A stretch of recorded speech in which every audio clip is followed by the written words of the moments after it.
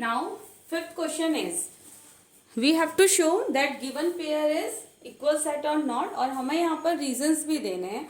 अब reasons के लिए हम पहले इसको solution हमें करना होगा. तो यहाँ पर A किस तरीके का एलिमेंट रखता है 2 and 3 एंड B आपको दिया है x such that x is a solution of.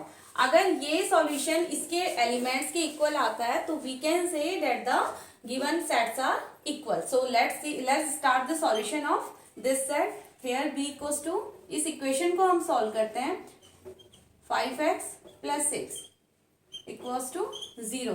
अगर आप इसको फैक्टराइज करते हैं तो ये क्या हो जाएगा आपका x² + 2x + 5x + 6 equals to 0. और यहाँ पर आपका x कॉमन ले लेते हैं तो x कॉमन लिया, x + 2 प्लस x 3 कॉमन ले लीजिए तो x + 2. तो हमारे फैक्टर्स क्या क्या आते हैं यहाँ पर x + 2 and x + 3 equals to 0. और वी कैन से कि यहाँ पर x की दो वैल्यूज हैं. If x + 2 equals to 0 then इस केस में x आपका -2 के इक्वल हो जाएगा.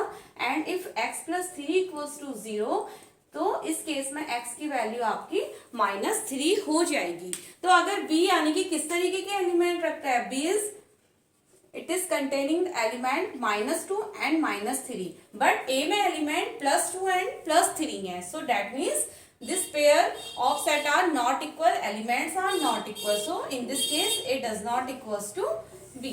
Now second part a is x such that x is a letter of word follow and b y such that y is a letter in the word whole. तो अगर आप follow के लिए आप एलिमेंट अगर आप एक सेट बनाते हैं तो एक इस तरीके का सेट बनेगा.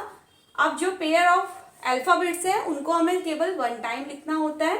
तो f, O, L, W. So this is the element of set in A and B आपका y such that y the letter W O L F. तो इसको भी अगर आप एलिमेंट में लेते हैं तो W O L and F. So we can see F O L and W means elements and number of elements are same. So in this case A is equals to B. यानी कि first part में A B के बराबर नहीं रहा, but in second part A is equals to B.